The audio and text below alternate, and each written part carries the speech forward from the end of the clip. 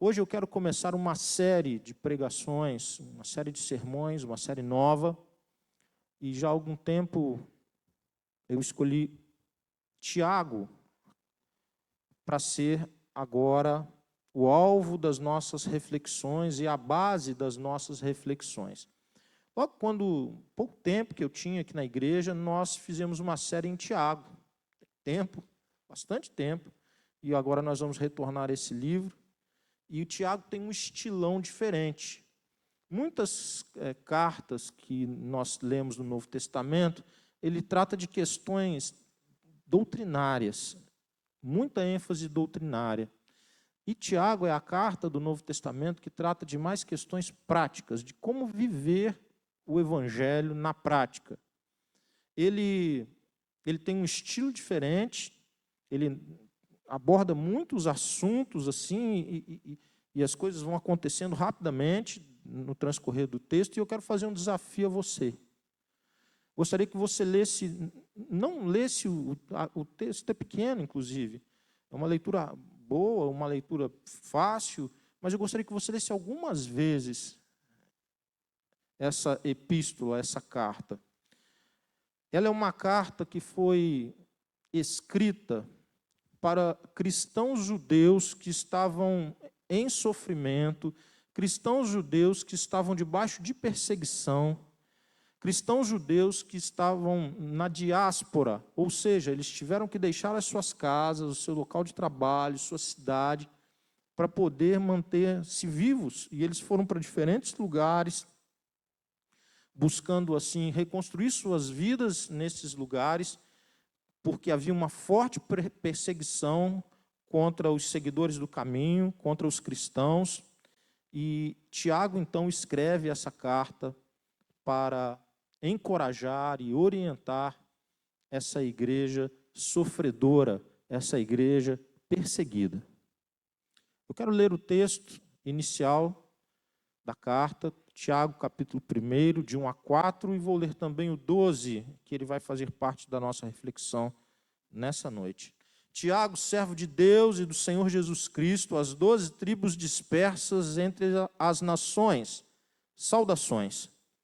Meus irmãos, considerem motivo de grande alegria o fato de passarem por diversas provações, pois vocês sabem que a prova da sua fé produz perseverança.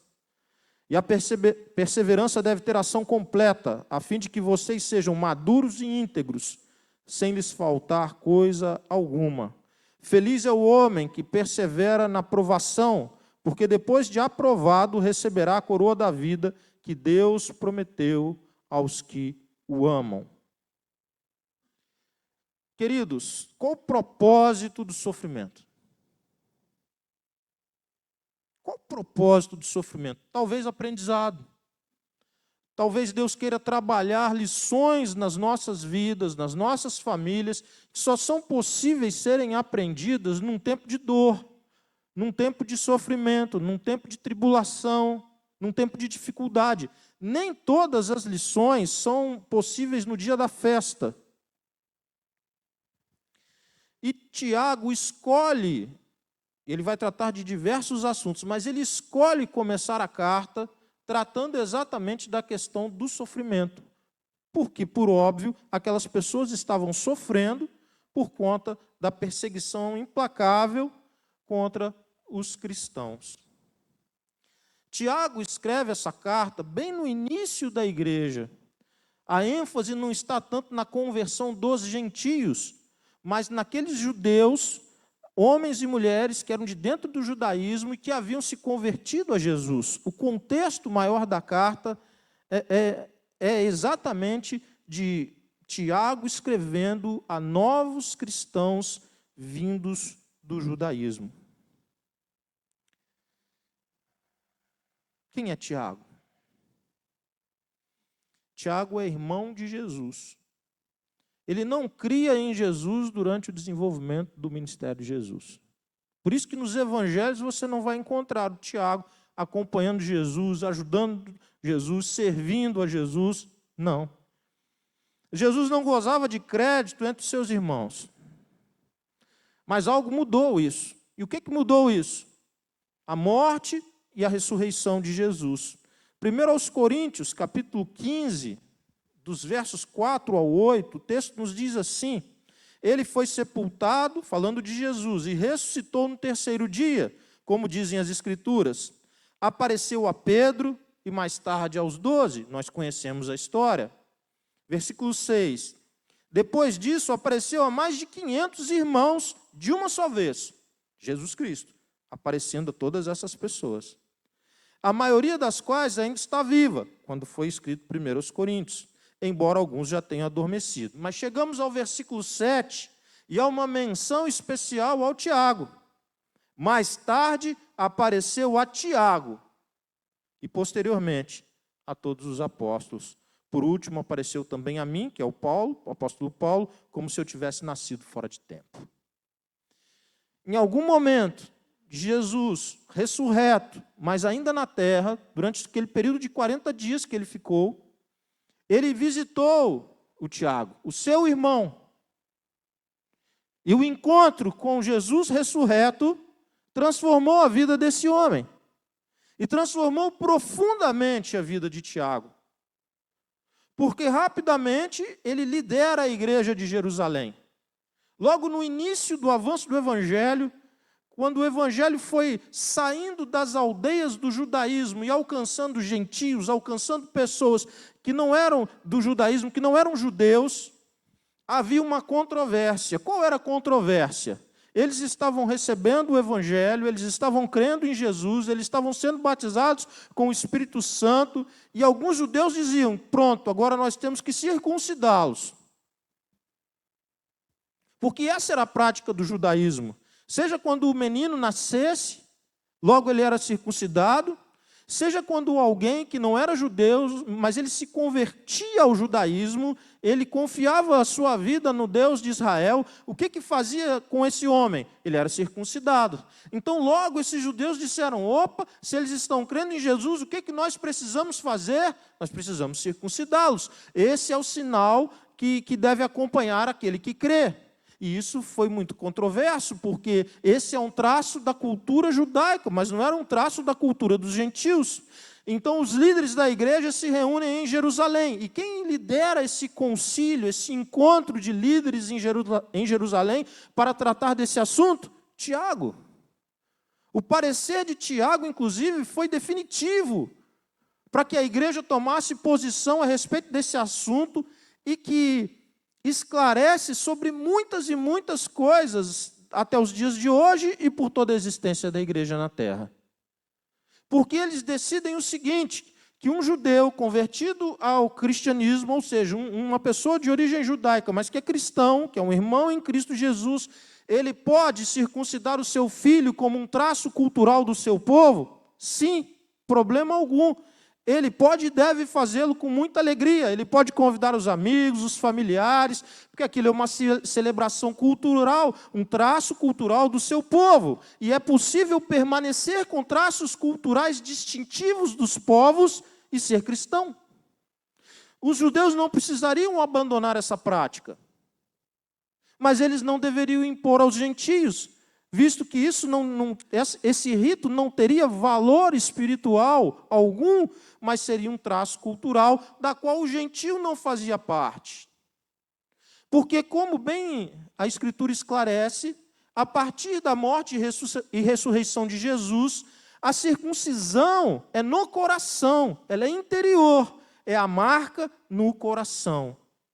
Mas um judeu pode e deve circuncidar o seu filho como um traço cultural. Mas o gentio não deve se sentir obrigado a fazer isso, e nem é um cristão de qualidade inferior porque não o faz, porque isso é um traço cultural do judeu e nada mais.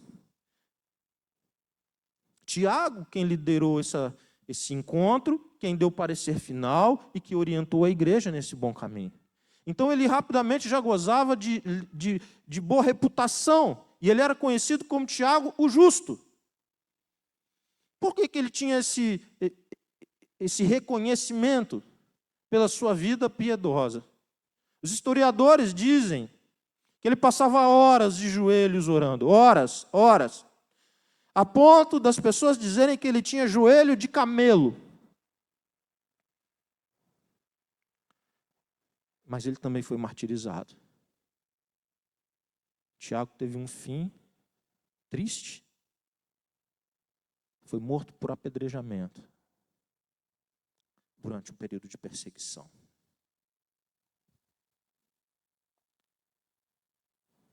Esse Tiago, o justo, o líder, o irmão de Jesus, o homem que poderia dizer sobre si mesmo tantas coisas, ele se apresenta no versículo 1 como servo de Deus e servo do Senhor Jesus Cristo. E nada mais. Humildade.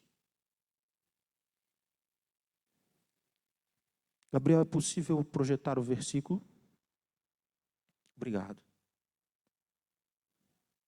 Chama a atenção o fato de que um homem proeminente, um homem destacado, um homem que os outros reconheciam como uma referência espiritual, quando ele menciona a si mesmo, quando ele fala de si, ele tem apenas uma declaração a fazer: eu sou escravo de Deus e escravo de Jesus Cristo.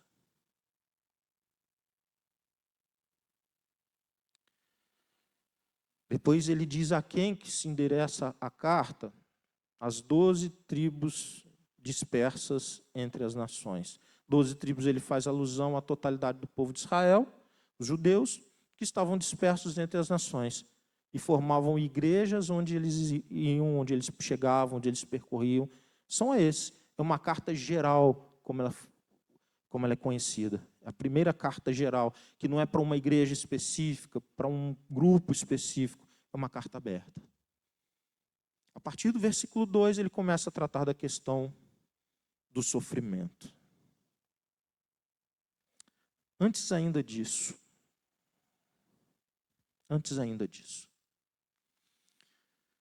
a igreja, naquela altura, ela já estava empurrada para fora. E o motivo disso era perseguição. A igreja, ela era peregrina. Uma igreja deslocada do seu local, da sua origem, da sua pátria. Uma igreja que ficou deslocada em vários lugares e em diferentes lugares. Lugares distantes da sua origem. E, ao longo dessa carta, muitos ensinos virão a partir disso. Como vive um peregrino? Como vive aquele que peregrina? Quais são os sofrimentos daquele que peregrina? Como que Deus trata o peregrino que sofre? Então ele começa no versículo 2 a tratar de algo que é uma marca do peregrino, do deslocado. Sofrimento. Uma marca característica do peregrino, daquele povo que foi deslocado, é que ele sofre. Ele tem dores.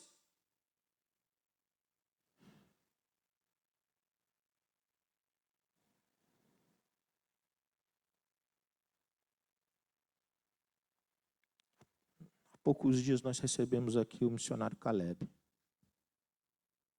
missionário Caleb, durante algum tempo do seu ministério, trabalhou diretamente com refugiados. Povos que foram dominados por outros povos, retirados do seu local, deslocados, e que agora se aglomeram em tendas, sem pátria, sem terra, sem casa, sem trabalho.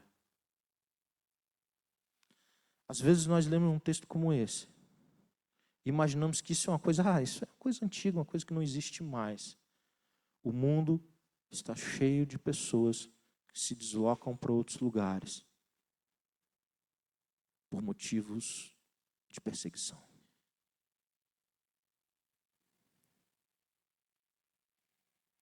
Outro dia, numa reunião, uma reunião de pastores.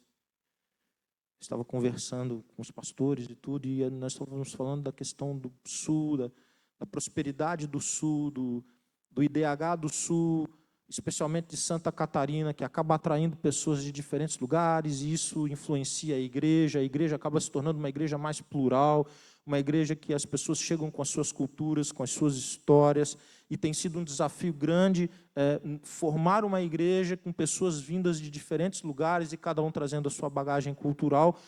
E o assunto era esse, e eu ainda brinquei, de verdade, Santa Catarina tem recebido gente de todo canto, pessoas que vêm em busca de uma condição melhor, pessoas que se deslocam, pessoas que acabam se refugiando aqui em Santa Catarina por conta das oportunidades de trabalho. Joinville é uma das principais cidades em que isso acontece dentro do nosso estado. Ainda brinquei, nós recebemos haitianos, não é mesmo, Rafa? Haitianos. Depois você conversa com o Rafa, como a vida era dura no Haiti quando ele saiu de lá. Ele vai ter muita coisa para te dizer. Nós recebemos venezuelanos. Existem vários. No Brasil inteiro, especialmente aqui. Eu ainda brinquei. E ultimamente estamos recebendo os cariocas também, que estão vindo para cá, do sul do país. E não é de hoje. Esse texto, irmãos, ele precisa ser entendido sobre essa ótica. Tudo que eu vou falar depois, ele tem como uma base, um fundamento, um bastidor, que é a peregrinação do povo de Deus nessa terra.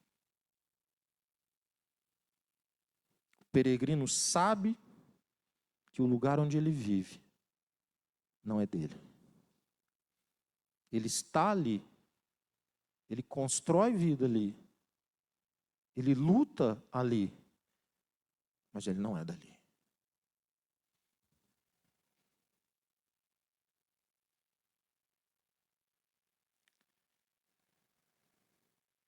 Ao escolher falar sobre sofrimento e sobre dor, Tiago acerta em cheio, porque era o principal tema que poderia ser tratado com aquele povo.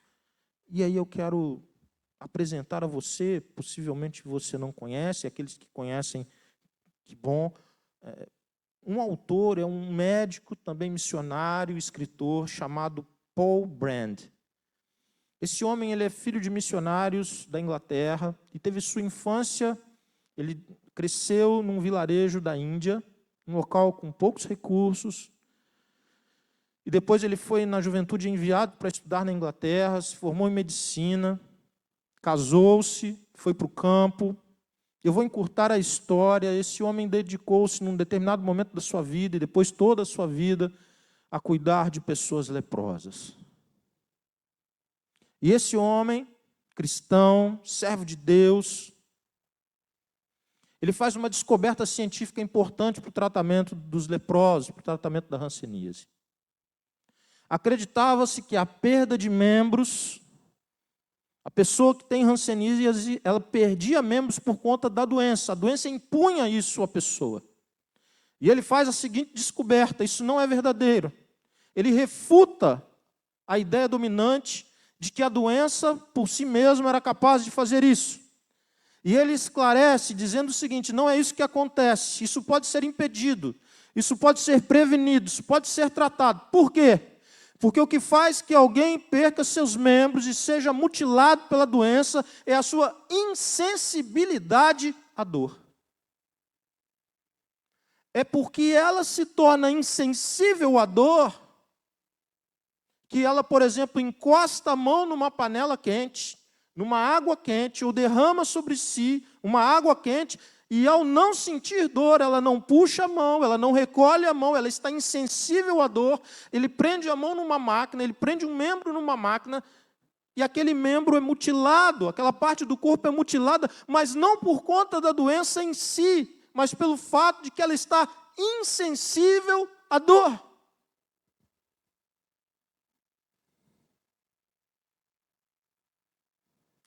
Essa descoberta mudou,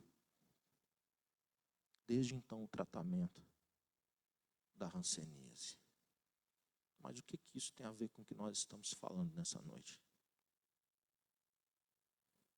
É que a dor cumpre um propósito. Ela tem um motivo. A dor pode ser tremendamente protetora.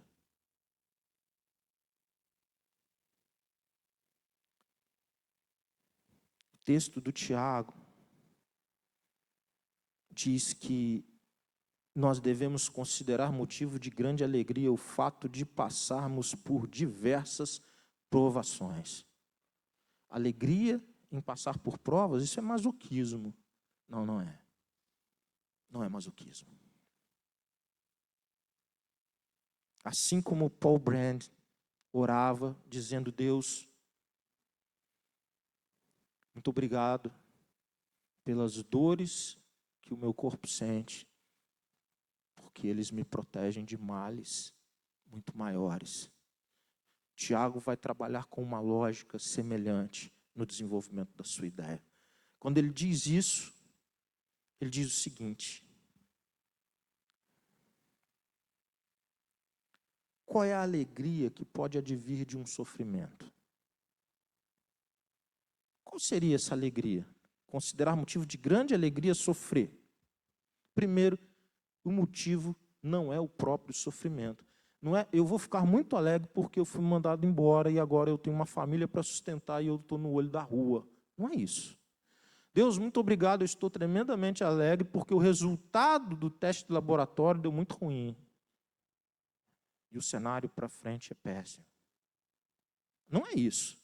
Não é isso que o Tiago está dizendo. O Tiago está dizendo que no momento do sofrimento, no momento em que o desemprego chega, no momento em que o resultado do laboratório é adverso, no momento em que alguém te preteriu num relacionamento, no momento em que algo inesperado acontece, você pode reagir de um jeito que você vai experimentar alegria em meio à dor.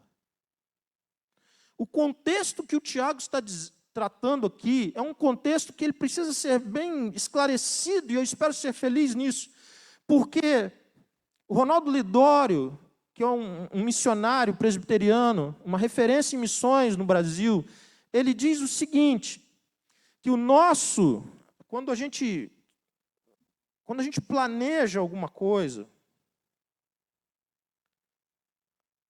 as nossas ações, elas revelam o nosso planejamento. As ações. Mas são as reações que revelam os nossos valores. É como nós reagimos ao sofrimento, visto que nós não planejamos o sofrimento, ninguém saudável planeja sofrer. Planejar sofrer já é doença. Ninguém saudável faz um grande planejamento para sofrer, não. O sofrimento se impõe a nós, nós planejamos algo bom, nós planejamos algo incrível, nós planejamos um futuro promissor, nós planejamos algo saudável, mas alguma coisa invade o nosso contexto, interrompe e vira aquilo, vira de ponta cabeça aquela situação, e agora nós somos obrigados a reagir a algo que nós não planejamos, reagir a uma circunstância que nós não desejamos, reagir a uma circunstância que nós nem cogitávamos dela. E é exatamente o modo como reagimos é que revela a nossa fé e o nosso relacionamento com Deus, os nossos valores em Deus. Aquelas pessoas estavam deslocadas das suas cidades, vivendo peregrinos, não porque eles haviam planejado isso, não era uma viagem turística que eles estavam fazendo para a Grécia, nem para Maldivas. Não era o resultado das economias que eles fizeram e agora eles estavam ali desfrutando daquele tempo festivo. Não. Eles estavam reagindo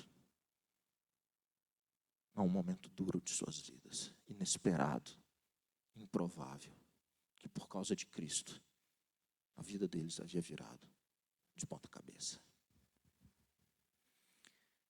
Quando você reage com os instrumentos de Deus, quando você reage com fé, com oração, com confiança em Deus, com dependência de Deus, você experimenta essa alegria que o mundo não pode experimentar. Você experimenta um tipo de alegria que é diferente de todas as alegrias que você já experimentou na sua vida.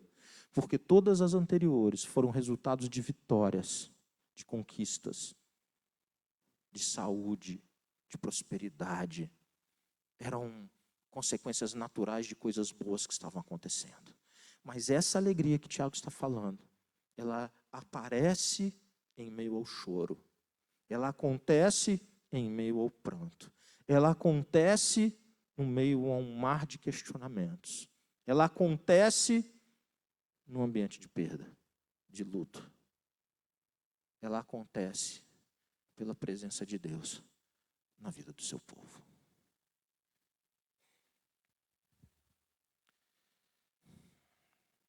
Quero fazer ainda algumas considerações nesse versículo.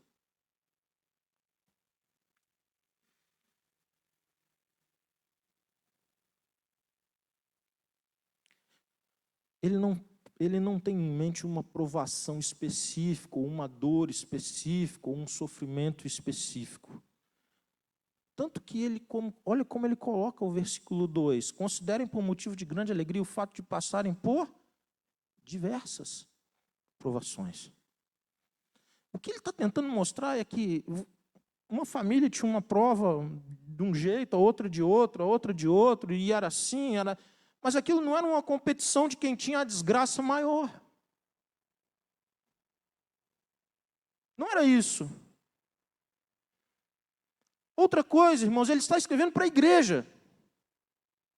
Irmãos, meus irmãos, Tiago tem certeza de que provações viriam aos crentes, à casa dos crentes, à família dos crentes, e pegaria em cheio essas vidas. Esse evangelho ensinado de que não pode haver sofrimento se a pessoa está com Deus, ele é distante da palavra. Porque, na verdade, o que Deus promete é estar conosco todos os dias, também no dia do sofrimento. O que o sofrimento gera é maturidade, é crescimento, é avanço. Você sabe quando que o evangelho mais cresceu no mundo? Quanto mais a igreja foi perseguida, quanto mais crentes foram mortos, quantos mais crentes foram barbarizados, quanto mais famílias foram destruídas, quanto mais crianças foram assassinadas covardemente, quanto mais atrocidades cometeram contra os cristãos por amor a Jesus, mais vidas se renderam aos pés de Cristo. O sangue dos mártires, como um combustível, inflamava a igreja a viver o evangelho. Um evangelho que propõe vida sem sofrimento nessa terra.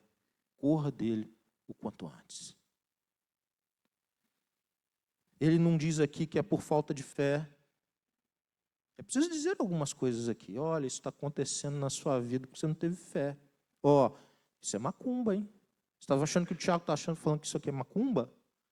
Isso é macumba que fizeram para você. Isso é espiritual, isso é aquilo, isso é aquilo outro. Ele está falando para a igreja, irmãos.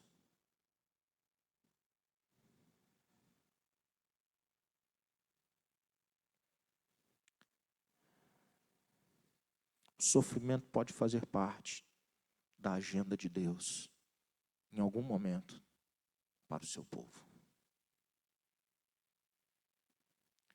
Durante o transcorrer da carta, ele vai apresentar Jó como um exemplo e um ícone disso.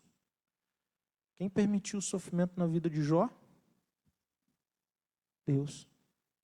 Quem limitou o sofrimento na vida de Jó? Deus.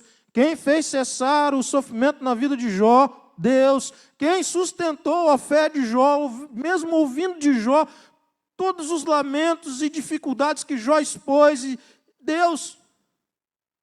Qual foi a resposta que Deus deu a Jó? Nenhuma. Deus só fez perguntas para Jó. Não há uma explicação para Jó. Jó vinha com lamento, com a dor, ó Deus, isso e aquilo, aquilo outro. E aí Deus perguntava, Jó, quem que fez o crocodilo, Jó? Você acha que foi quem que criou o crocodilo? Jó. Quem colocou limite nas águas, Jó?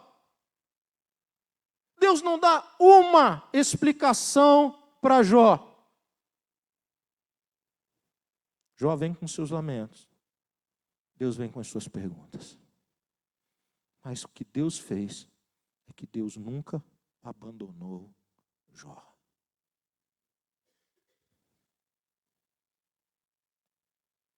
Cuidado com essas besteiras de um tempo de sofrimento, que foi falta de fé, que foi feitiçaria, que foi isso, que foi aquilo. Como se Deus não pudesse ter na agenda permitir o sofrimento do seu povo.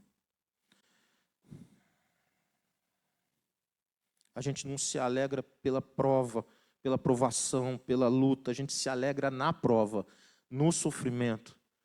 Enquanto sofre, enquanto desce lágrimas, também experimentamos uma alegria em Deus, de permanecermos nele, com ele, de sentirmos a sua presença, o seu cuidado e o seu consolo. Nós não nos alegramos com o problema, mas nós nos alegramos de perceber Deus de um jeito diferente em meio ao problema.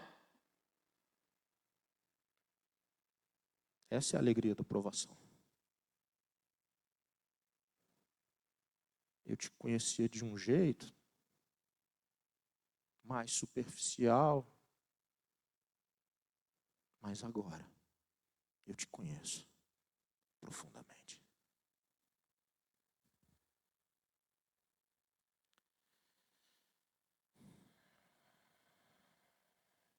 Alguns podem dizer, mas não há motivos para alegria. Não há motivação para alegria. Essa coisa da motivação é joia, né? Assim, qual a motivação que alguém tem para ir de madrugada, tão cedo, para uma academia ou para uma caminhada? Qual a motivação? Sua motivação são os motivos que você tem para isso ou para aquilo. Quais são os seus motivos? Aí estarão as suas motivações. Quais são os seus motivos para atravessar o seu sofrimento na presença de Deus? Os seus motivos na presença de Deus é a sua motivação na hora que a lágrima escorre. O que ele não está dizendo? O que o Tiago não está dizendo de jeito nenhum?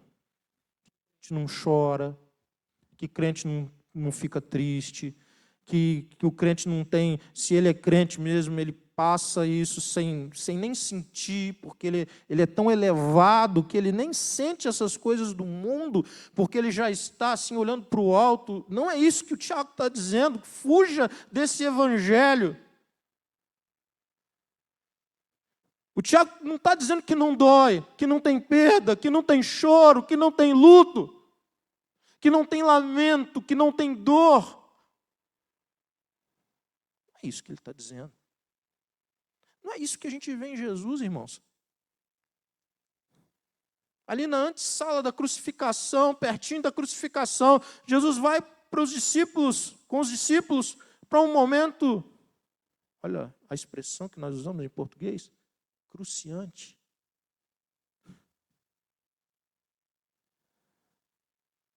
Jesus estava sofrendo demais. O peso do pecado dos homens seria colocado sobre os ombros dele. E ele chama os discípulos para orarem com ele, que é o que nós mais fazemos no momento da nossa dor. Pedir pessoas para que orem. Pedir igrejas para que orem. Pedir pessoas para que façam uma corrente. Jesus chama a sua igreja para orar por ele, com ele. Que não dói. Não é que não tem sofrimento. Não é que não tem lágrimas. Não é isso. Mas é que Deus A presença de Deus conosco nos alegra, nos traz paz e nos ensina. O texto avança, eu quero avançar também dizendo o seguinte, o versículo 3 diz assim: pois vocês sabem que a prova da sua fé produz perseverança.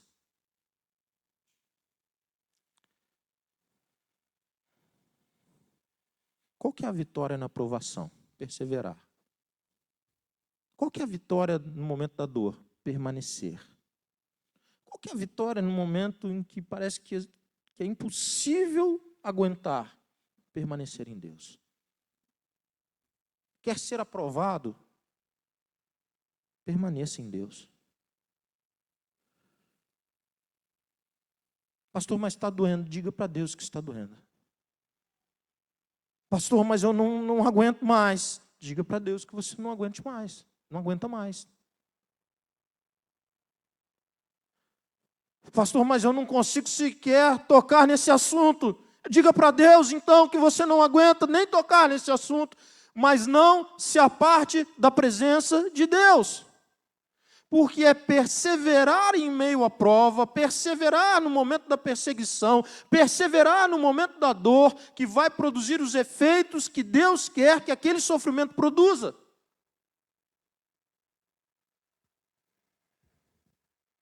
Por isso que ele diz no versículo 4, a perseverança deve ter ação completa. O que aconteceu com Naamã, o herói de guerra, leproso? Quando o profeta de Deus disse para ele, olha, mergulha 7 vezes no Jordão que você vai ser curado, Naamã. Os 6 primeiros mergulhos de Naamã é puro sofrimento, dor, frustração. E do ponto de vista racional, uma esquisitice. Algo que não caía bem. Como é que um sujeito leproso vai mergulhar num rio sujo e vai sair dali curado? E por 6 vezes nada acontece. Porque a perseverança precisa ter ação completa. É preciso ir até o final. Na 7ª vez, Naamã sai com uma pele de bebê.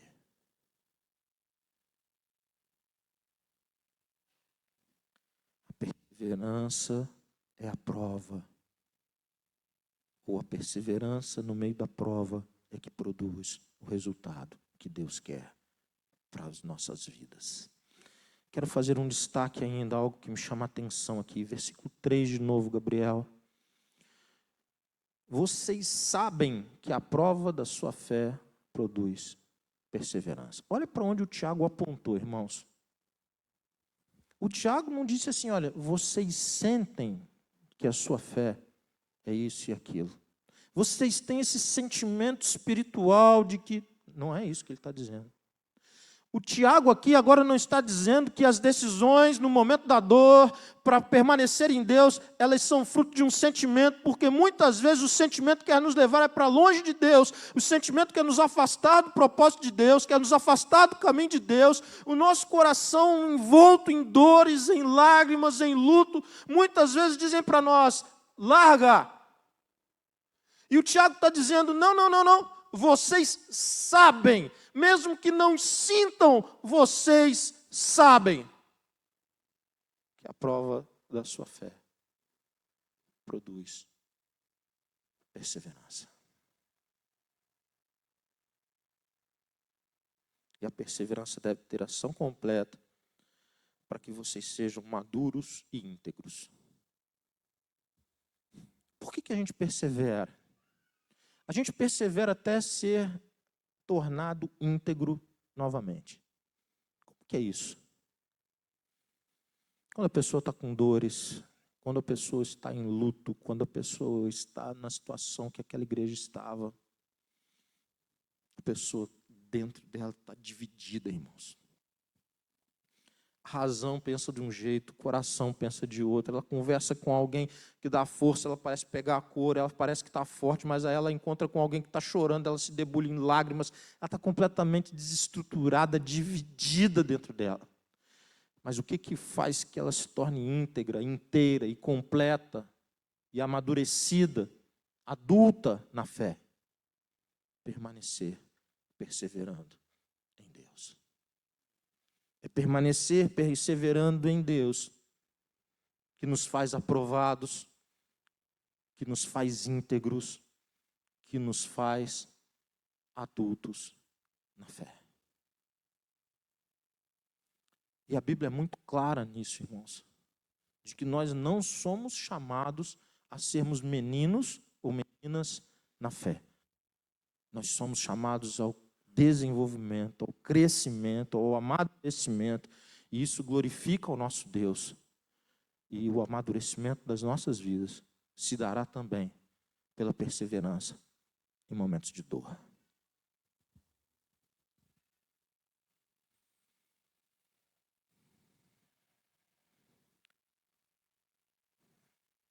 Às vezes eu costumo provocar os adolescentes dizendo que na Bíblia não tem adolescentes. Adolescente não é bíblico. Você não vai achar um adolescente na Bíblia. O que tem na Bíblia? Tem criança e adulto. E em muitas culturas é o que há. O conceito de adolescência é um conceito ocidental e recente. Ou o sujeito era menino ou ele era homem. Esse negócio de ele não é menino, mas ele também não é homem. E nessas culturas, que são mais bíblicas, que não tem adolescente, o que eles têm lá? Ritos de passagem, em que o menino passa para a vida adulta.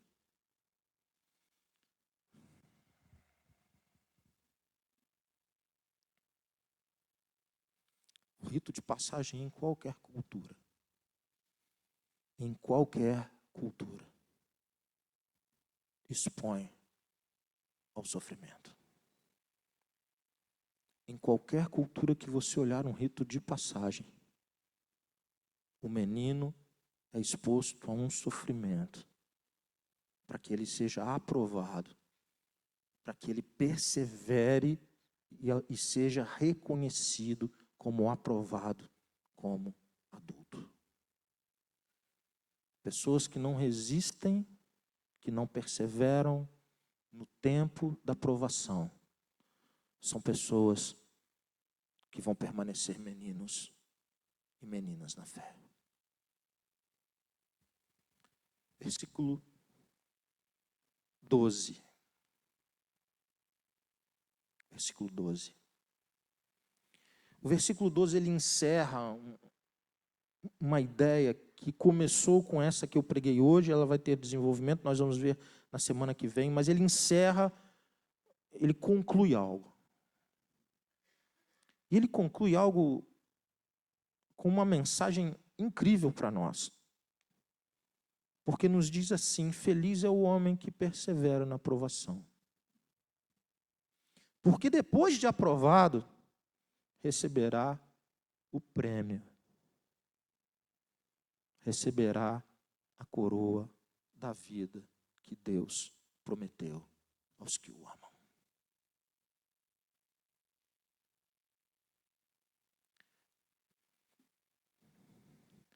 O resultado da perseverança em meio ao sofrimento. O resultado da perseverança na hora da dor é que nós experimentamos a alegria de Deus. Deus nos dá essa alegria em meio às lágrimas, ao luto, mas Deus tem algo completo preparado para nós. A coroa da vida que Ele nos prometeu. Por isso que a nossa esperança não pode estar presa a essa terra. Porque quanto mais presos a essa terra nós estivermos, maior será a nossa dor.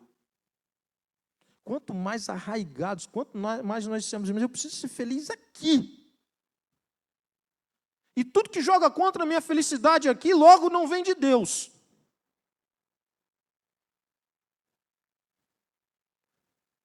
Mas de onde nós tiramos isso? Que da Bíblia que não foi. Porque a nossa felicidade aqui é estar na presença de Deus. Isso é o Evangelho de Jesus Cristo. Mas e as outras alegrias, pastor? Bênçãos que Ele tem para nós. Ele é muito generoso. Dádivas, presentes que Ele tem para nós, Ele é extremamente generoso. Mas nada disso é a nossa alegria. Porque a nossa alegria é ser encontrado